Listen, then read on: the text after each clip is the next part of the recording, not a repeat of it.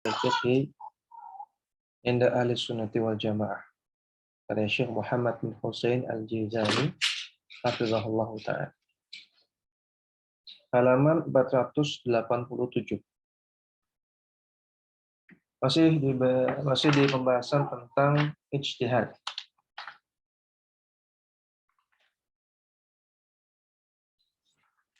Dan masih di pasal tentang tambihat, beberapa catatan penting. Ya, namanya perlu kita murajaah lagi sedikit poin-poinnya. Catatan-catatan penting yang beliau sebutkan di sini yang pertama adalah la yajuzu ayyakhluwa asrun an qa'imin lillahi bi hujjatihi. Tidak mungkin ada yang kosong satu masa pun dari orang yang menegakkan hujjah. Tidak mungkin ada satu masa, satu generasi yang ketika itu semua orang sesat. Tidak ada satu orang pun yang menegakkan hujjah, yang memahami dalil dan menyampaikan dalil. Itu tidak mungkin. Maka selalu ada sebagian ulama, sebagian orang yang menyampaikan hujjah kepada umat, mengajarkan kebenaran, walaupun sedikit. Yang kedua, annal khilafa fil masaili al-ijtihadiyati fihi rahmatun bil ummah. Adanya khilafiyah ijtihadiyah di dalamnya terdapat rahmat, kasih sayang untuk umat. Idza ultuzima fi hadzal khilafi bi syar'in, selama orang yang menyikapi khilafiyah ijtihadiyah ini tetap berpegang teguh kepada syariat. Kita sudah jelaskan bahwasanya ada kasus-kasus di mana ketika ada khilafiyah ijtihadiyah maka ini akan menimbulkan kemudahan, akan menimbulkan kelonggaran. Maka ini bentuk rahmah kepada umat. Yang andaikan tidak ada khilafiyah itu maka tidak akan menjadi berat. Ya. Di antara yang belum saya sebutkan contohnya adalah makan dengan tangan kiri. Makan dengan tangan kiri ada khilafiyah ijtihadiyah. Sebagian ulama mengatakan haram, sebagian ulama mengatakan makruh. Maka kata Syekh Shalih Fauzan, karena adanya khilafiyah ijtihadiyah ini maka kita menjadi longgar. Kalau ada orang makan pakai tangan kiri, kita tidak harus ingkari semuanya. Karena kita ingkari sesuai dengan yang kita mampu. Nggak mesti orang di jalan makan pakai tangan kiri langsung kita ingkari. Andaikan wajib, maka akan menjadi susah buat kita, kata beliau. Ya, jadi, ya ini contoh. Adanya khilafiyah ijtihadiyah itu menimbulkan kemudahan, menimbulkan rahmah. Tapi bukan berarti mencari-cari yang mudah-mudah, ya. Bukan berarti tatabu' rukhas. Tatabu' rukhas itu mencari-cari pendapat yang enak di antara pendapat yang ada. Ya, Sulaiman At-Taimi rahimahullah mengatakan man tatabba'a rukhasal ulama jama'a fihi kulla syarrin. Siapa yang dia mencari-cari pendapat yang enak di antara para ulama, tatabu' rukhas, maka sesungguhnya dia akan mengumpulkan semua keburukan. Orang yang suka cari-cari pendapat yang enak, maka dia akan mengumpulkan pendapat yang lemah-lemah. Yang lemah-lemah ini keburukan. Ya. Maka nggak boleh tatabu' rukhas, nggak boleh cari-cari pendapat. Tetap cari pendapat itu yang sesuai dalil. Tapi tetap kita tidak pungkiri adanya khilaf ijtihadiyah itu ini rahmah. Kemudian yang ketiga, minal ahkami al-mutarattabati 'ala al-mas'alati ijtihadiyah. Di antara hukum yang terkait dengan masalah khilaf ijtihadiyah adalah pertama tidak boleh mengingkari orang yang beda pendapat. Tapi bolehnya menasihati atau mengkritik. Boleh mengingkari dalam artian melarang. Kemudian tidak boleh memaksa orang lain. Ya, kemudian anna ghair mujtahidi yajuzu lahu atba'u ahadil qaulain. Boleh orang yang bukan mujtahid memilih salah satu pendapat di antara pendapat yang ada. Kemudian tidak boleh memastikan salah satu mujtahid pasti benar. Kemudian tidak mengeluarkan orang yang beda pendapat dari cakupan iman, artinya tidak mengkafirkan orang yang beda pendapat, dan seterusnya. Poin yang keempat, idza ulima anna lil masail ijtihadiyati ahkaman takhussuha lazima tafriqu bainal masail ijtihadiyati wal masail khilafiyati. Wajib untuk membedakan masalah khilafiyah ijtihadiyah dengan masalah khilafiyah. Beda. Kalau masalah khilafiyah ada yang ditoleransi, ada yang tidak. Tidak semua ditoleransi. Tapi kalau khilafiyah ijtihadiyah maka ditoleransi. Yang kelima, tidak mesti seorang ulama mujtahid dia harus mengamalkan nas secara langsung. Terkadang dia mengamalkan konsekuensi dari nas, mengamalkan istinbat. Jadi tidak harus ada teksnya. Hingga bukan merupakan adab kalau kita bertanya kepada ulama, Ustadz, apa hukum ini? Tolong sertakan ayatnya, tolong sertakan hadisnya. Ini kurang beradab. Ya, karena terkadang hukum itu bukan dari teks langsung, tapi hasil istinbat atau hasil qiyas, ya, atau ijma. Sehingga tidak harus ada teksnya. Walaupun ijma, qiyas, istinbat itu harus berporos pada dalil, harus bersumber pada dalil. Ya. Namun tidak langsung dari dalil. Sehingga kalau disampaikan teksnya malah nanti nggak paham. Si mustafti ini yang nanya ini. Sehingga tidak harus orang yang nanya harus disampaikan teks dalilnya. Ya, silakan dibaca poin ke-6 oleh Ummu Zuhri.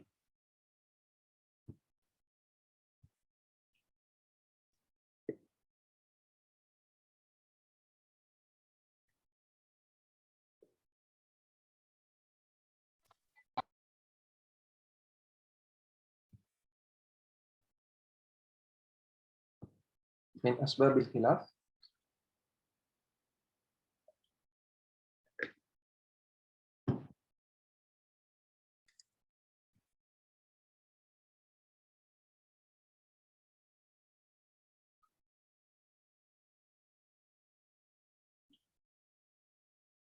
Ummu Zuhri ada.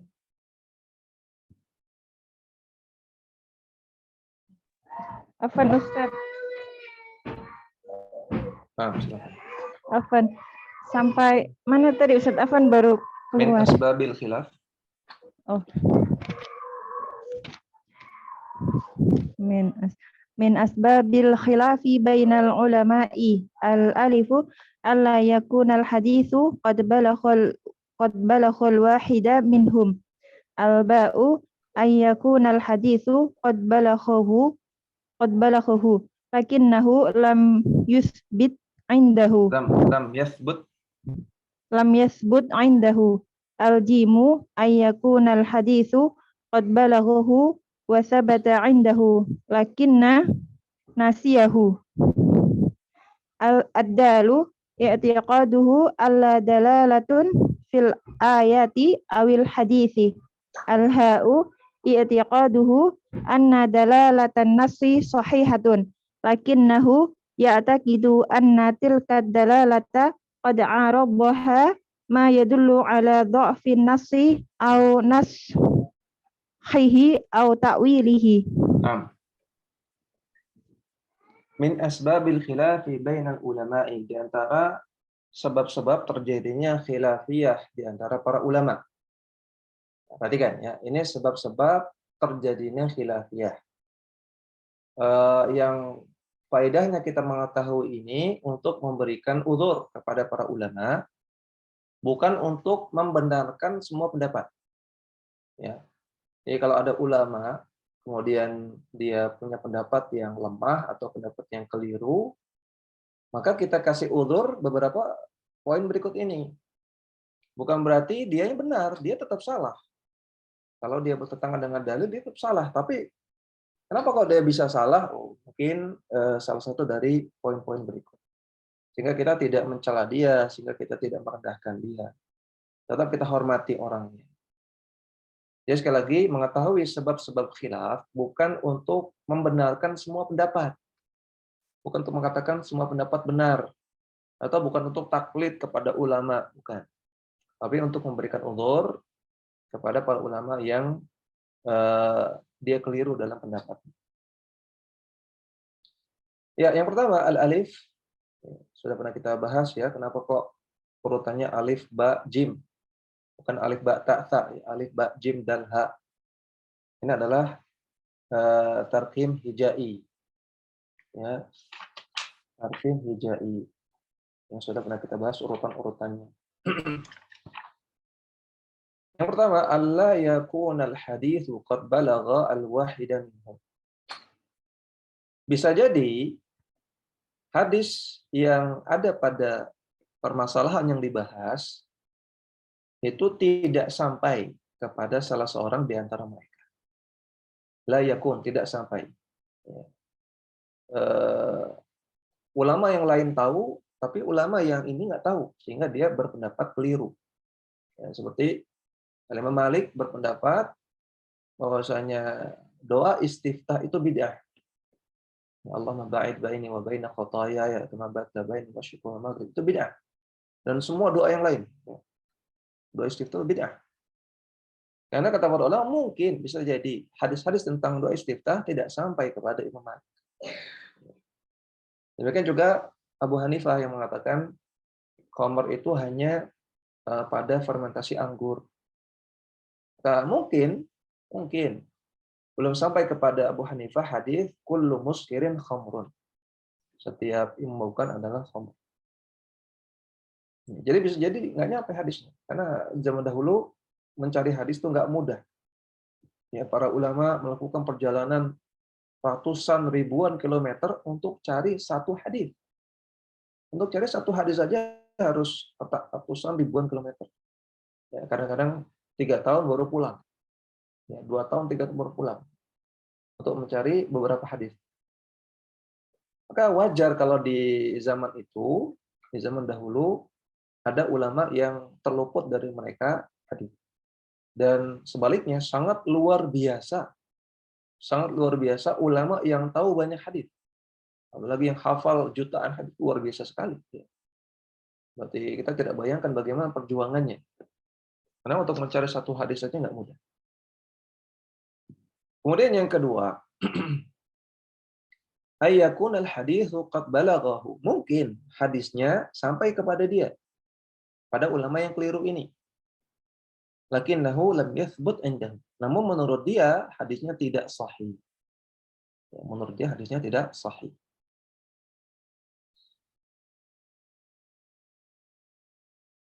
Ya, contohnya apa ya? Ya, contohnya misalnya seperti hadis tentang kunut subuh.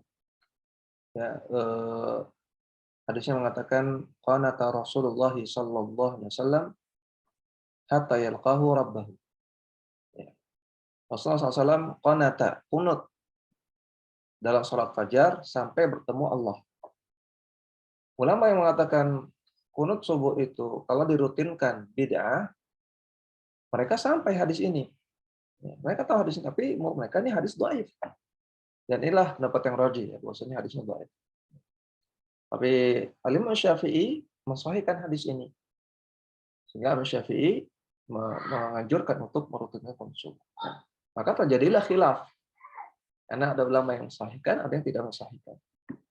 Bukan mereka meninggalkan hadis, bukan Imam Syafi'i, bukan ulama yang mengatakan kunut subuh itu bid'ah meninggalkan hadis, bukan, tapi karena mereka memandang hadisnya dhaif. Yang ketiga, ayakun al-haditsu qad balaghahu wa thabata indah. Terkadang hadisnya sampai dan si ulama ini menganggap hadisnya sahih, thabata. Lakin nasiyahu, namun dia lupa. Namanya manusia. Ya. Ulama itu juga manusia. Ya, dia bisa lupa, ya, dia bisa keliru. Tidak ada ulama yang maksum. Maka bisa jadi ada ulama yang dia ketika membahas suatu permasalahan, dia merujukan pendapat yang lain yang bertentangan dengan hadis karena dia lupa hadis ini. Yang keempat, i'tiqaduhu alla dalalata fil ayati awil hadithi. Bisa jadi ada seorang ulama yang dia sampai kepadanya ayat, sampai kepadanya hadis yang terkait dengan apa yang sedang dibahas, tapi dia meyakini tidak ada pendalilan sama sekali dari hadis ini, dari ayat ini. Ya, ayat ini dan hadis ini nggak ada korelasinya.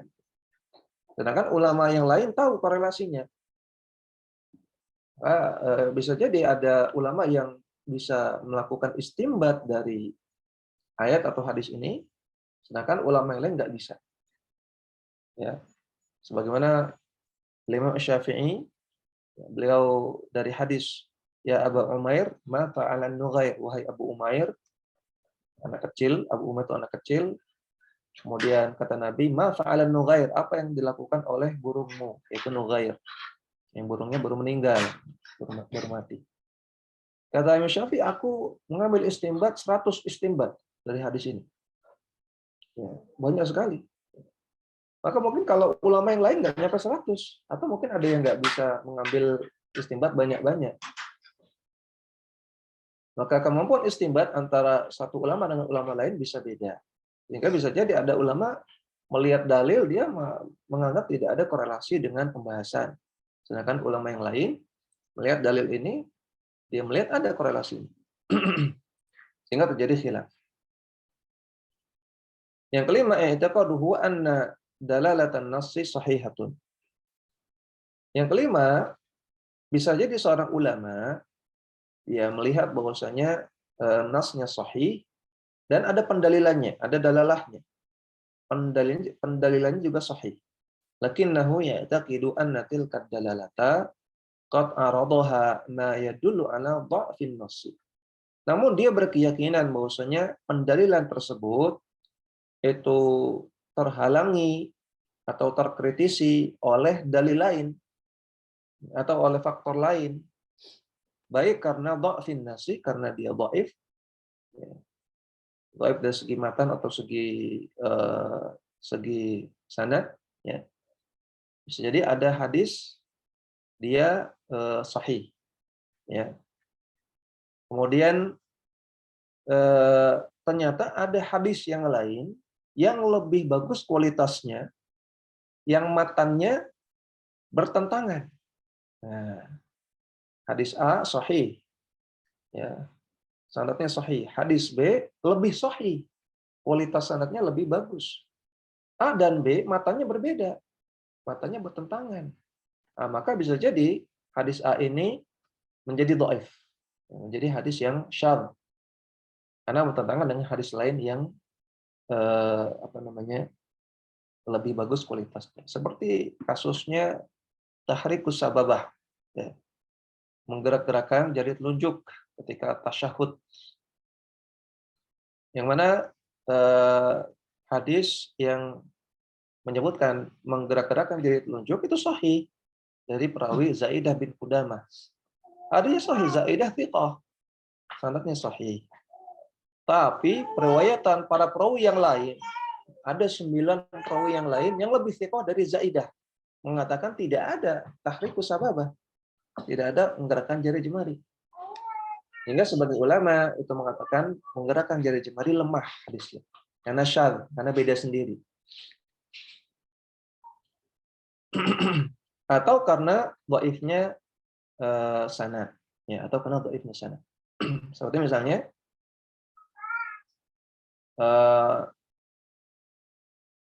perawi suatu hadis sahih, kemudian marfu kepada Nabi.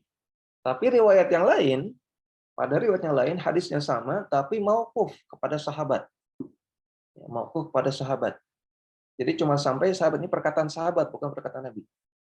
Riwayat yang pertama itu sampai kepada Nabi, perkataan Nabi. Tapi riwayat yang kedua yang jumlahnya lebih banyak dan lebih bagus kualitasnya hanya sampai kepada sahabat Nabi, perkataan sahabat. Maka bisa jadi hadis yang awalnya sahih tadi menjadi dhaif. Ya, menjadi dhaif karena bertentangan dengan periwayatan yang lebih banyak. Ya, intinya bisa jadi yang awalnya sahih tadi anna dilalatan nas sahihah, awalnya sahih, tapi ketika melihat dibandingkan dengan dalil-dalil yang lain dia menjadi dhaif. Au naskhihi, atau dia memandang ini dalilnya sudah mansukh. Ya, dalilnya sudah mansukh. Au ta'wilihi, atau dalilnya perlu dimaknai dengan makna lain berdasarkan dalil. Jadi takwil sudah kita bahas bahwa takwil tidak semuanya tercela. Yang tercela adalah takwil tanpa dalil. Ya, takwil tanpa dalil tercela. Adapun takwil dengan qarinah atau dengan dalil, maka ini takwil yang sahih. Namun tidak ada takwil pada nama dan sifat Allah. Karena takwil pada nama dan sifat Allah ada takwil yang nggak diperlukan. Syarat bolehnya takwil adalah kalau butuh untuk melakukan takwil. Kalau memang nggak mungkin untuk dimaknai dengan makna zahir, baru melakukan takwil ataupun kalau ada dalil. Tapi kalau asma sifat nggak butuh, karena bisa dimaknai dengan makna zahir. Ya, ini beberapa faktor, beberapa sebab kenapa kok ada khilafiyah ijtihadiyah. Ya, selanjutnya Ummu Fudail.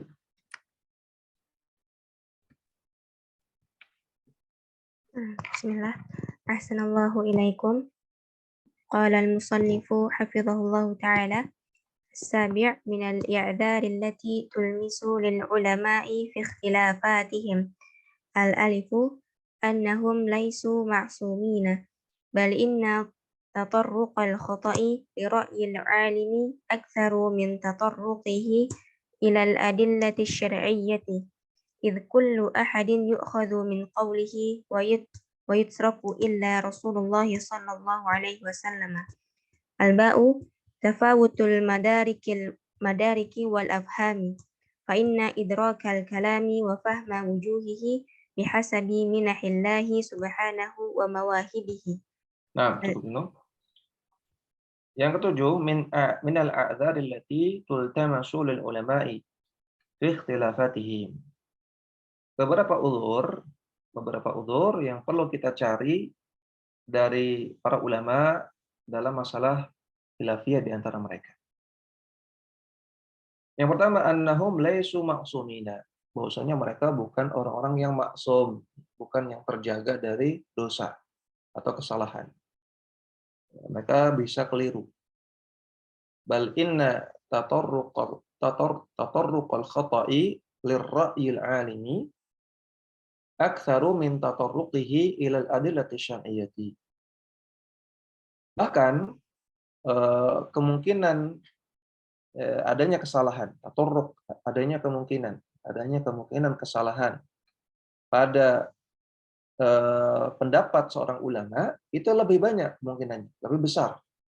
Prosentasenya lebih besar daripada kemungkinan kesalahan pada dalil-dalil syar'i. Ya, daripada kemungkinan adanya hadis yang dhaif, ya, adanya hadis yang muttarib, ya, kemungkinan ada hadis yang mursal, hadis yang munqati. Lebih besar kemungkinan kekeliruan terjadi pada ra'yu, pada opini atau ijtihad dari ulama. Kullu ahadin yu'khadhu min qawlihi wa yutraku. Karena setiap orang bisa diambil perkataannya dan bisa ditinggalkan. Illa Rasulullah sallallahu alaihi wasallam, kecuali Rasulullah sallallahu alaihi wasallam. Jadi kalau ada ulama keliru ya wajar, ya. Jangan kita mencela dan jangan kita berlebihan menganggap ulama pasti benar. Kalau kita tahu ulama itu tidak maksum, maka faedahnya dua. Pertama, kita tidak mencela ulama, karena ulama seperti kita bisa salah, bisa keliru, bisa lupa. Yang kedua, faedah yang kedua, kita jangan ta'assub, kita jangan fanatik kepada ulama, jangan taklid buta karena dia bisa juga salah. Kemudian yang kedua, tafawutul madariki wal afhami. Adanya perbedaan madarik, ya, perbedaan jangkauan ilmu. Idrak itu jangkauan ilmu. Perbedaan jangkauan ilmu dan perbedaan tingkat pemahaman. Fa inna idrakal kalami wa fahma wujuhihi bihasabi minahillahi Subhanahu. Karena idrakal kalam, jangkauan untuk memahami suatu kalam, suatu perkataan, dan memahami wujuh, memahami sisi-sisi pandang dari sebuah perkataan, itu adalah bentuk karunia dari Allah Subhanahu wa taala. Bentuk keutamaan yang Allah berikan. Yang tidak semua orang Allah berikan. Wa mawahibihi, dan bentuk hibah, bentuk hadiah dari Allah Subhanahu wa taala kepada sebagian orang. Ya. Ada orang yang mendengar satu perkataan dia langsung dong. Dia langsung paham maksudnya apa. Ada yang perlu loading dulu. Ya. Perlu loading dulu. Oh, loading 5 detik, oh baru paham. Ada orang yang ketika mendengar perkataan, dia bisa mengambil faedah 10 faedah misalnya. Ada orang yang ketika mendengar perkataan, dia paham, tapi cuma paham 1 faedah aja. Maka kemampuan untuk mencerna perkataan dan memahami perkataan secara mendalam, ini bentuk karunia dari Allah. Ya, bentuk skill yang Allah berikan kepada orang-orang tertentu, tidak semua. Maka wajar kalau para ulama itu berbeda-beda tingkat pemahamannya, berbeda-beda nanti hasil pendapatnya. Ya, kemudian Ummu Hilmi. Bismillahirrahmanirrahim. Qala al-musannifu wafaqahullahu al-jimu anna al-ihatata bihadisi Rasulillah sallallahu alaihi wasallam lam takun li ahadin min hadhil ummati ad-dalu anna tarkas sunnati wa mukhalafa wa anna tarkas sunnati wa mukhalafatiha la mukhalafataha la yasbut an ahadi minal ulama'i illa bisababin wali udrin lima ulima min adalatihim wa imamatihim wa annahu muttafiquna ala wujubi tiba'i sunnati. Nah, yang ketiga, annal ihatata bi hadithi Rasulillah sallallahu alaihi wasallam lam takun li ahadin min hadil ummati. Bahwasanya ihatah, ya, pengetahuan secara menyeluruh terhadap hadis-hadis Rasulullah sallallahu alaihi wasallam itu tidak terjadi pada satu orang pun dari umat ini. Tidak ada satu orang pun yang diklaim mengetahui hadis Nabi semuanya. Tidak ada sama sekali. Ya. Ulama sealim apapun, walaupun dia mujtahid mutlak, semutlak apapun gitu ya, setinggi apapun derajatnya, dia nggak tahu semua hadis. Ya. Mungkin mengetahui sebagian besar hadis ya, tapi kalau mengetahui semua enggak. Maka wajar ya kalau ada ulama keliru karena mungkin dia tidak tahu sebagian dalil.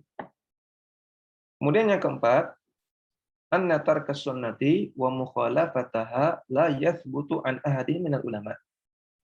Bahwasanya meninggalkan sunnah atau menyelisihi sunnah, melawan sunnah, tidak la yathbutu, tidak terjadi secara valid dari satu orang pun ulama.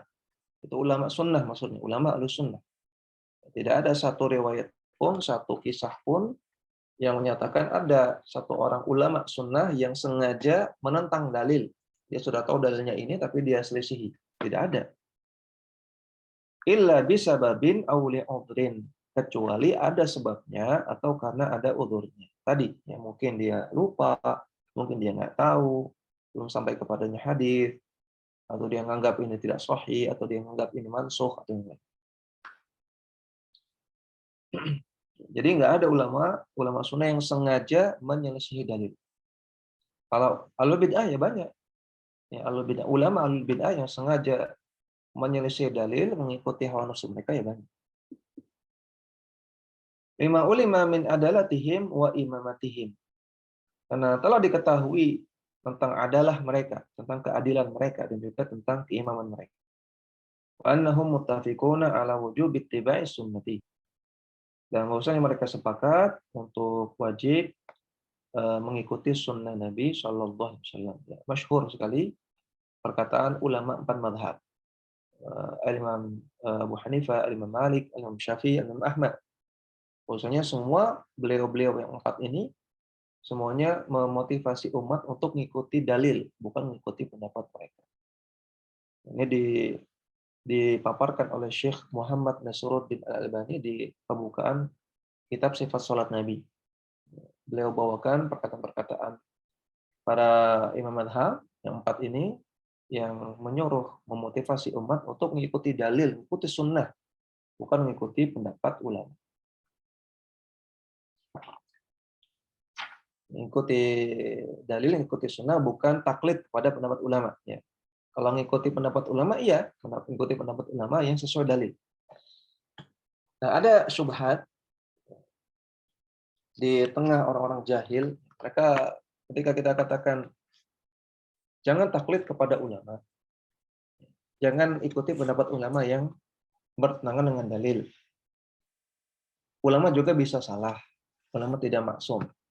Maka mereka mengatakan, ya kalau ulama bisa salah, apalagi kamu, apalagi kita lebih bisa salah lagi. Nah, ini syubhat orang awam. Ya. Kalau kita katakan jangan taklid sama ulama, ulama bisa salah, ulama tidak maksum. Ya, apalagi kamu. Ya, kamu juga bisa salah. Ini syubhat orang jahil. Kita tidak sedang membandingkan ulama dengan kita. Kita tidak sedang membandingkan pendapat ulama dengan pendapat kita. Kalau yang dibandingkan pendapat ulama dengan pendapat kita, ya iya. Ulama bisa salah, apalagi kita. Gitu ya. Ulama bisa nggak tahu dalil, bisa nggak tahu hadis, apalagi kita. Kita lebih sedikit lagi pengetahuan dalilnya. Tapi kan yang kita bandingkan antara pendapat ulama dengan pendapat yang lain. Pendapat ulama yang lain. Ya. Ketika kita mengatakan, jangan taklid kepada ulama, jangan ikuti pendapat ulama yang bertentangan dengan dalil, bukan berarti kita nyuruh untuk mengikuti pendapat kita masing-masing, bukan. Tapi kita nyuruh untuk mengikuti pendapat ulama lain yang sesuai dengan dalil. Jadi bukan antara pendapat ulama dengan kita, dengan saya, bukan. Jadi kita nyuruh untuk mengikuti pendapat ulama yang lain yang lebih sesuai dengan dalil. Ya. Jadi kalau ada khilaf di antara ulama, misalnya ulama beda pendapat menjadi 2 pendapat, kita jangan bikin pendapat yang ketiga. Kita pilih dari 2 pendapat ini yang lebih sesuai dengan dalil. Kalau ulama khilaf menjadi 3 pendapat, maka kita ambil dari salah satu 3 pendapat ini yang lebih sesuai dengan dalil, jangan bikin pendapat keempat. Itu keyakinan kita. Ya, bukan berarti kita nyuruh untuk memahami dalil masing-masing, bukan. Memahami dalil dengan pemahaman sendiri, bukan. Tapi kita nyuruh untuk mengikuti pendapat ulama yang lain yang lebih sesuai dengan dalil.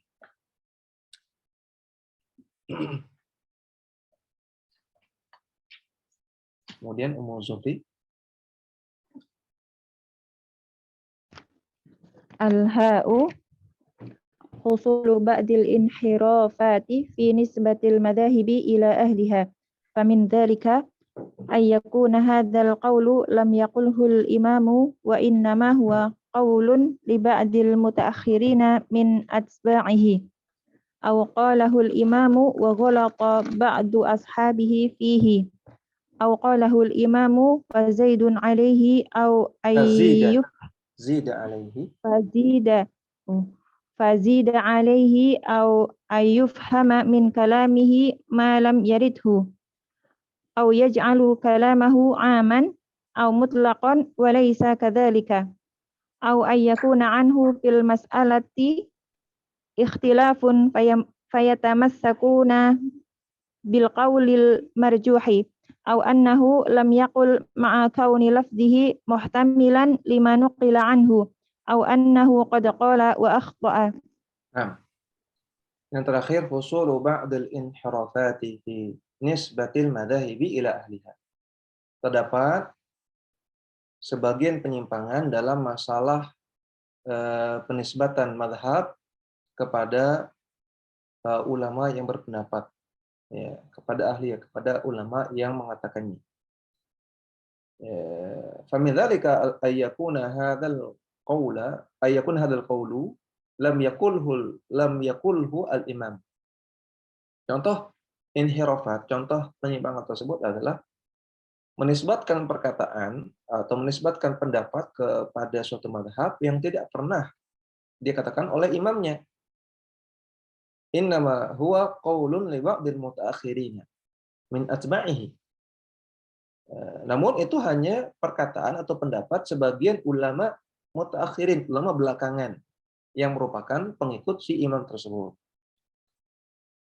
Ya, contohnya misalnya kalau ada orang yang mengatakan mazhab Syafi'i membolehkan maulid Nabi, peringatan maulid Nabi. Ya, maka dari mana Al-Imam Syafi'i mengatakan bolehnya merayakan maulid Nabi? Ya. Dan Al-Imam Syafi'i nggak pernah merayakan maulid Nabi. Namun yang ada adalah sebagian ulama mutakhirin, yang mengatakan bolehnya maulid Nabi. Ya, bukan pendapat Imam Syafi'i. Dan juga bukan pendapat Syafi'iyah. Ya, tapi individu ulama Syafi'i, bukan pendapat resmi mazhab Syafi'i. Dan maulid Nabi ini nggak ada dalam kitab-kitab fikih Syafi'i. Ya, jadi kemarin saya dapat perkataan ya yang cukup nyeleneh mengatakan semua alam semesta itu merayakan maulid Nabi kecuali Wahabi. Ya, katanya begitu. Semua alam semesta, seluruh dunia merayakan maulid Nabi kecuali Wahabi. Maka kita katakan semua imam madhab nggak ada yang maulid Nabi. Semua imam madhab nggak ada yang maulid Nabi. Imam Ahmad, Imam Malik, Abu Hanifah, Imam Syafi'i ada nggak yang maulid Nabi? Nggak ada sama sekali. Apalagi kalau kita tarik ke belakang. Para tabi'in, para tabi'in, para sahabat lebih nggak ada lagi. Ya. Jadi siapa yang aneh di sini? Ya, siapa orang yang aneh dalam masalah ini? Ya, padahal 4 mazhab nggak ada yang merayakan maulid Nabi. Dan tidak ada pembahasan maulid Nabi dalam kitab-kitab fikih. Coba dicek semua kitab fikih mazhab. Ya, Matan Abu Suja misalnya. Kemudian ya pokoknya kitab-kitab fikih Syafi'i atau kitab-kitab fikih Hambali cek. Harusnya kalau emang maulid Nabi itu baik ya dan ini suatu keutamaan yang besar, harusnya dibahas dalam kitab fikih. Ada bab Maulidur Rasul. Ada fikihnya. Pertama lakukan apa, kedua lakukan apa. Kemudian bolehnya dilakukan di hari apa, cara melakukannya gimana. Harusnya ada pembahasannya. Kok anehnya nggak ada satupun dalam kitab-kitab fikih mazhab. Maka ini bentuk penyimpangan yang dinisbatkan kepada mazhab padahal tidak ada. Au qalahu al-imamu wa ghalata ba'du ashabihi fihi. Atau mungkin dikatakan oleh imamnya, tapi sebagian ashabnya, sebagian murid-muridnya, atau sebagian pengikut mazhabnya, itu salah dalam memahami. Ya. Dan ini mungkin saja. Ashab itu ada 2 makna. Ya. Yang pertama, ashab itu artinya murid langsung. Jadi ashab Syafi'i misalnya, berarti murid langsung Syafi'i. Yang kedua, ashab itu maknanya ashabul wujuh. Ashabul wujuh madhab. Yaitu para ulama yang pendapatnya dilihat. Ya, pendapatnya sangat signifikan dalam madhab. Ya, dia bukan murid langsung dari Imam Syafi'i, tapi pendapat dia, saking besarnya nama dia dalam madhab tersebut, pendapatnya diperhitungkan, pendapatnya dilihat, didengar. Maka ini disebut dengan ashab. Au qalahu al-imamu fazida alaihi. Atau mungkin ulamanya, imamnya, memang punya pendapat itu, namun ditambah-tambahkan. Au yufhama min kalamihi ma lam yarid, atau dipahami dari perkataannya sesuatu yang tidak terdapat dalam perkataan tersebut. Au yuj'ala kalamuhu aman, atau dijadikan perkataan si imam tersebut menjadi lebih umum lagi, lebih luas lagi. Au mutlaqan, atau secara mutlak, walaysa kadzalika, padahal tidak. Contohnya seperti Imam Syafi'i mengajarkan doa setelah sholat dengan cara bersama-sama, membaca bersama-sama. Yang mana beliau lakukan ini dalam rangka ngajari. Nah, maka ngajari. Ketika sudah paham, sudah cukup mengajarinya, maka beliau tidak lakukan lagi membaca zikir setelah sholat bersama-sama satu suara, tidak. Setelah sudah cukup ngajarinya, sudah tinggalkan. Nah, tapi sebagian orang memperluas apa yang dilakukan oleh Syafi'i sehingga dilakukannya setiap hari. Berarti ini menjadikan perkataan imam menjadi am, jadi lebih luas lagi dan menjadi mutlak. Padahal ada qaidnya. Qaidnya adalah sekedar untuk ngajari. Tapi dihilangkan qaidnya menjadi mutlak. Au ayyakuna anhu fil mas'alati ikhtilafun. Atau bisa jadi dalam masalah tersebut ada khilaf, fa yatamassakuna bil qaulil marjuhi. Kemudian si pengikut mazhab ini malah mengambil pendapat yang marjuh, pendapat yang lemah. Ya, seperti misalnya dalam mazhab Syafi'i, pendapat mu'tamad adalah wajibnya menutup wajah. Ya, ini pendapat mu'tamad, pendapat resmi mazhab Syafi'i. Wajibnya menutup wajah di luar sholat. Ya, di luar sholat. Pakai cadar, pakai niqab. Walaupun ada sebagian kecil pendapat ulama Syafi'i yang membolehkan, ya, tidak pakai cadar, membolehkan buka wajah. Nah, kalau pendapat kedua ini yang dinisbatkan kepada ulama Syafi'iyah, maka ini inhiraf. Ini kekeliruan. Ya. Yang dipegang malah pendapat marjunya, padahal pendapat mu'tamad itu wajib menutup wajah.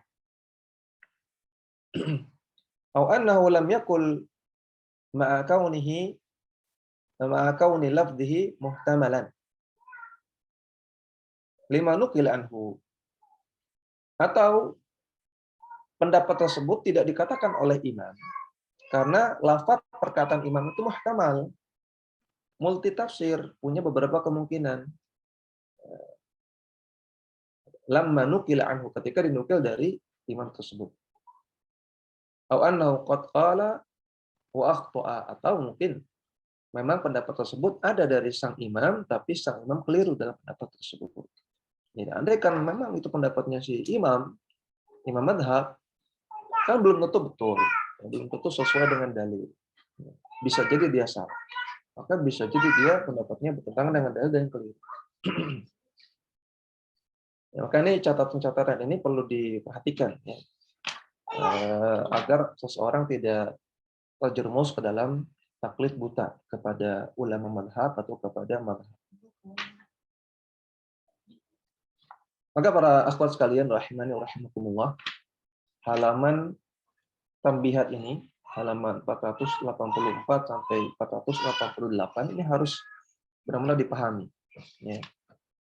Sehingga seseorang tidak akan jatuh kepada taklid buta, tidak akan membenarkan semua pendapat, dan akan bijak dalam menghadapi masalah khilafiyah, ijtihadiyah, dan dia tetap akan berpegang kepada dalil, berpegang kepada kebenaran, ya, bukan mengikuti hawa nafsu, ya, bukan tatabu rukhas, dan tidak mentoleransi yang keliru, dan tidak membenarkan semua pendapat. Hingga orang yang belajar usul fikih tidak layak kalau dia masih taklid buta. Nggak layak, ini berarti ngantuk belajarnya. Kalau orang sudah belajar usul fikih kok masih taklid buta, ini berarti ketika belajar nggak paham, dia ngantuk. Harusnya kalau orang sudah belajar usul fikih, apalagi sudah belajar berkitab-kitab, berjilid-jilid, maka dia akan jauh dari taklid buta. Ya, dia akan berpegang kepada kebenaran, berpegang kepada dalil, ya, berpegang pada pendapat ulama yang sesuai dengan dalil. Ya. Dan dia tidak akan ta'assub kepada madhab, tidak akan ta'assub kepada ulama. Harusnya demikian. Ya. Orang yang sudah melotok usul fikihnya demikian. Aneh sekali kalau orang sudah belajar usul fikih, sudah advance belajarnya, kok masih taklid buta. Masih membenarkan semua pendapatnya, aneh sekali. Allah musta'an. Nah, kita masuk pada bab yang selanjutnya tentang at-taqlid, tentang taklid. Ya, Ummu Zuhri, tafadhali. Wa fi hadzal mabhathi arba'u masail. Dalam bab ini, dalam pembahasan ini ada 4 masalah. Yang pertama tentang ta'rifut taklid, definisi taklid. Yang kedua hukum taklid, hukum taklid. Yang ketiga At-tamadhub, hukum bermadhab. Yang keempat, tambihat, beberapa catatan. Al-mas'alatul ula, masalah yang pertama. Silakan dibaca Ummu Fudail.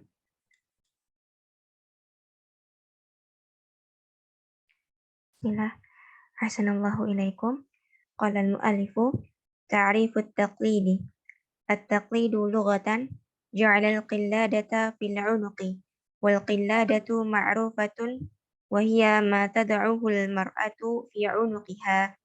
Wastilahan wattiba'u qawlil ghairi min ghairi ma'rufatin dalilihi.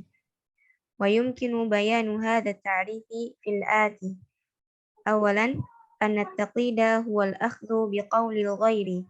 Amma al-akhdhu bil-kitabi was-sunnati wal-ijma'i fala yusamma taqlidan wa innama huwa ittiba'un. Fayakunu al-muradu min qawli al-ghairi ijtihadahu. Nah, ta'rifut taqlidi. Definisi taklid. At-taqlidu lughatan, taklid secara bahasa artinya ja'lul qiladati fil unuqi. Memakai kalung di leher. Wal qiladatu ma'rufatun. Dan qiladah itu ma'ruf. Wahia ma tad'uhu al-mar'atu fi unuqiha. Itu yang dipakai oleh wanita di lehernya, itu kalung. Ya. Maka laki-laki tidak boleh pakai kalung. Ya, kalau dia pakai kalung, maka dia menyerupai wanita. Ya. Termasuk kalung-kalung kesehatan. Ya. Nggak boleh dipakai. Kalau kalung kesehatan tambah lagi. Sudah dia menyerupai wanita, kemudian dia melakukan syirik asghar. Ya. Kalung-kalung yang diklaim bisa menyembuhkan ini, itu, ya. Mengurangi resiko sakit atau yang lainnya. Ya. Berdasarkan hadis Nabi SAW, man ta'allaqa syai'an wukila ilaihi. Siapa yang memakai sesuatu yang digantung, maka dia akan tawakal kepada sesuatu tersebut. Maka hendaknya dihindari, ya, pakai kalung-kalung kesehatan seperti itu atau gelang-gelang kesehatan. Wastilahan, secara istilah, wa ittiba'u qaulil ghairi min ghairi ma'rifati dalilihi. Taklid adalah mengikuti pendapat orang lain tanpa mengetahui dalilnya. Jadi kalau mengikuti pendapat orang lain dan tahu dalilnya, itu bukan taklid. Ya. Mengikuti pendapat orang lain dan tahu dalilnya itu bukan taklid. Makanya para dai, ya, para ustadz, para ustadzah nih, antunan sekalian kan para ustadzah, nih, para calon ustadzah, bersemangat untuk menyampaikan ilmu dengan dalil. Ma'rifatul Islam bi adillatihi. Menyampaikan Islam dengan dalil-dalil. Supaya orang tidak taklid kepada antuna, pada anti. Sehingga orang itu mengikuti dalil, bukan mengikuti anti. Wa yumkinu bayanu hadha ta'rifi fil ati. Dan definisi taklid ini bisa kita jelaskan lebih panjang lebar dalam poin-poin berikut ini. Yang pertama, anna taqlidah wal akhdhu bil qaulil ghairi. Bahwasanya taklid itu adalah mengambil pendapat orang lain. Pendapat orang. Amal akhdhu bil kitabi was sunnati wal ijma'i. Adapun mengambil ilmu atau kesimpulan dari dalil Al-Quran, As-Sunnah, dan juga ijma', fala yusamma taqlidan, maka tidak dikatakan sebagai taklid. Wa innama huwa ittiba'un, namun dikatakan sebagai ittiba'. Dengan catatan maksudnya mengambil pendapat dari Al-Quran, As-Sunnah, dan ijma' dengan pemahaman ulama. Ya, bukan berarti langsung memahami. Jadi kita mengambil pendapat ulama dengan mengetahui dalilnya apa. Maka ini bukan dikatakan taklid, tapi dikatakan ittiba'. Ya. Maka keliru sebagian orang yang ketika kita katakan ini pendapat mazhab Hanafi dalam masalah ini lemah. Ya. Misalnya dalam masalah bayar zakat fitrah dengan uang. Kita mengatakan pendapat mazhab Hanafi dalam masalah ini lemah. Kalian jangan taklid sama pendapat mazhab Hanafi. Kemudian ada orang yang nyelotok, wah kamu juga taklid sama pendapatnya Ibnu Baz. Oh kamu juga taklid sama pendapatnya Ibnu Utsaimin. Sama aja kok. Maka kita katakan tidak. Kalau kita merujukan pendapatnya Syekh bin Baz misalnya yang melarang bayar zakat fitrah dengan uang, dengan diketahui dalilnya, bahwasanya kata Abdullah bin Umar atau dalam hadis Abdullah bin Umar, Nabi mengatakan zakat fitrah itu adalah tu'matan lil masakin, makanan untuk orang miskin. Ini dalilnya. Dan kata Syekh bin Baz maksudnya adalah zakat fitrah itu makanan. Sehingga kita tahu pendapat ulamanya dan kita tahu dalilnya. Maka ini bukan taklid. Bukan taklid kepada Syekh bin Baz, bukan. Tapi ittiba. Ini namanya ittiba. Fayakunul muradu min qaulil ghairi ijtihadahu. Dan yang dimaksud dengan pendapat orang lain maksudnya ijtihad ulama. Mengambil ijtihad ulama atau mengikuti pendapat mengikuti ijtihad ulama tanpa tahu dalilnya, itu disebut taklid. Tapi kalau mengikuti ijtihad ulama dengan mengetahui dalilnya maka disebut ittiba.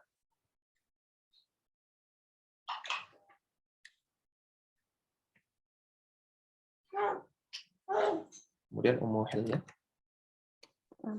Bismillah.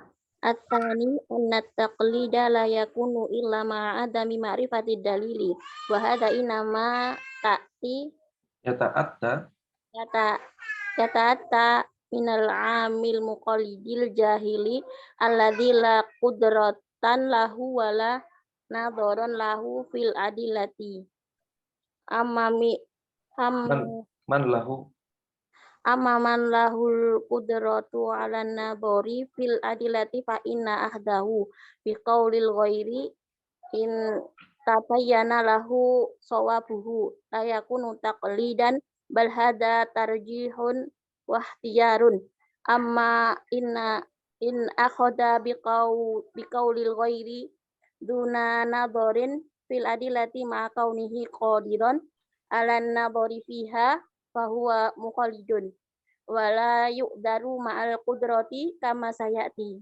Nah, yang kedua, anna taqlida la yakunu illa ma'adami ma'rifati dalil. Taklid tidak terjadi kecuali ketika seseorang tidak mampu memahami dalil. Wa hadza innama yata'atta minal 'ammi al-muqallidil jahili. Dan ini hanya terjadi pada seorang awam yang hanya bisa taklid yang jahil. Alladzi la qudrata lahu, yang tidak punya kemampuan, wala nadhara lahu, dan tidak mampu menelaah fil adillati terhadap dalil. Maka taklid itu tidak semua terlarang. Pada asalnya taklid itu boleh bagi orang jahil. Dan kita ini orang jahil. Kita orang jahil, kita ini muqallid. Nggak usah memungkiri. Kita ini orang jahil, kita ini muqallid. Maka pada asalnya kita boleh taklid kepada pendapat-pendapat para ulama, kepada fatwa-fatwa para ulama. Maka dalam masalah-masalah yang kita tidak tahu dalilnya, minimal kita punya pegangan fatwa ulama, pendapat ulama itu minimal. Dan itu boleh, dan itu yang seharusnya kita lakukan. Jangan ngawur-ngawuran. Jadi beramal dalam masalah agama nggak tahu dalil dan nggak ada pendapat ulamanya. Jadi pakai cara sendiri. Nah, ini yang nggak boleh. Ya. Minimal kalau kita nggak paham dalilnya, kita ikut pendapat ulama. Dan taklid yang boleh, bahkan taklid yang terpuji. Allah Ta'ala katakan, "Fas'alu ahla dzikri in kuntum la ta'lamun." Tanyalah kepada orang yang berilmu kalau kalian tidak tahu. Malah Allah perintahkan. Amma man lahu al-qudratu 'ala an-nadhari fil adillati. Adapun orang yang mampu untuk menelaah dalil, fa inna akhdahu bil qaulil ghairi in tabayyana lahu sawabuhu la yakunu taqlidan. Kalau dia mengambil pendapat ulama yang lain, kalau pendapat ulama yang lainnya jelas benarnya, maka juga tidak dikatakan taklid. Bal hadza tarjihun wa ikhtiyar. Namun ini dikatakan tarjih atau ikhtiyar, ya, memilih. Ya, kalau ada ulama merujihkan pendapat ulama yang lain, maka ini bukan taklid, ya, tapi dia merujihkan. Amma in akhadha bil qawli ghairi duna nadharin fil adillati.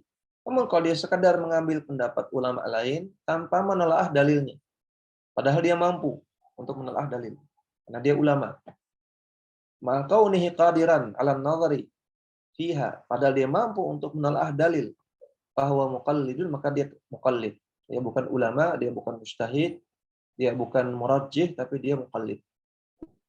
Wala yu'dharu ma'al qudrati kama sayati, dan dia tidak dikasih udzur kalau dia keliru. Tidak dikasih udzur karena dia muqallid, padahal dia mampu. Nah, sebagaimana ulama-ulama madhab yang fanatik madhab. Padahal mereka mampu menelaah dalil, tapi dia tetap ikut pendapat madhab, apapun yang terjadi. Nggak boleh keluar sama sekali. Nah, ini yang tidak dikasih udzur. Padahal mereka mampu untuk menolak.